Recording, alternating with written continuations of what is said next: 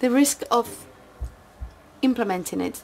The risk was that there were very few devices that seemed to meet the requirements of the home telecare service, and also this equipment had to understand, it had to be able to communicate with the platform. And in the two platforms that we had used for mobile telecare, in both of them we had the same problem. The devices that they gave us did not communicate with the care platform.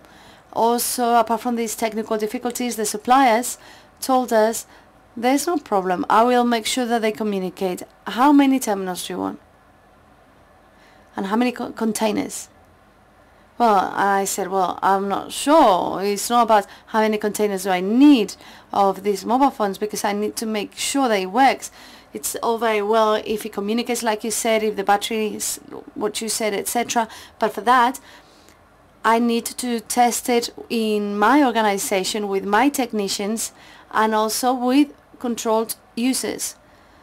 And in order to do that, I need for your device to communicate with my platform. And that's when the communications ended. When they said, how many mobiles do you want?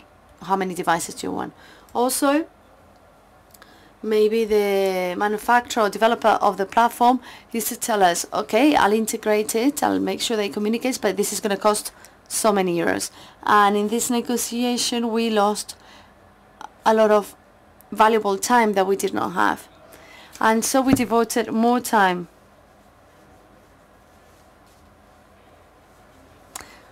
to all of that than to actually focusing on our aim, on our objective, which was that social purpose. And so we found ourselves that we had certain constraints, and we thought that these constraints would be solved, like Julian said, because we are part of the Texas group. So this is similar. It takes longer to get to the next slide than to actually explain it. So we had many opportunities to extend the service to the elderly, people that want to live in a more independent manner, because well, at 415 euros per terminal, per device, that was non-viable, and we couldn't put this into production to the masses. And there were also some risks. Some were clear and took place. In fact, some of them were for the, if you go to the net and look for mobile telecare, you'll see what you find. There's some equipments out there that do not offer the minimum requirements. There are some minimum requirements from a social point of view that we cannot renounce to, and what we could not allow was for the technological world, the development world, to establish the limits of the social world. Surely it should be the other way around. The social criteria has to demand or ask the technological world, for instance, does this exist? Can it be done? Can it be adapted? And not the other way around. I could tell you many anecdotes about manufacturers that used to tell us how we had to provide the service so that we could use their device, and that was, of course, lowering quality a lot. And so there was also the risk of the topic of universalization was a very, very risky for us, because making something universal doesn't mean that everyone should be able to buy this device in a big supermarket. To start with, not everyone could have the money to buy it. To make something universal, in our opinion, means to make something a right for some people that want to live in longer and more independent and safer at home and outside home, and to access, and for this to be a service for the elderly in general. That means to make something universal, not to just offer it to someone who can pay for it.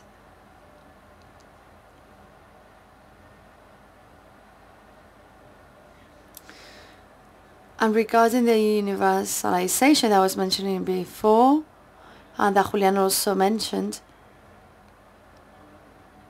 the protocol allows for any device that is presented to us to say, okay, no problem, I'll buy you 10, 15 that I want to test.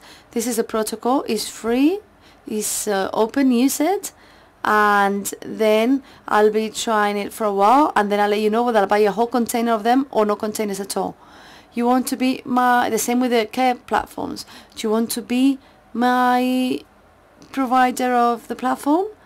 In that case, I would say, okay, you have your protocol for your platform, but you have to also apply this one, which is free and universal.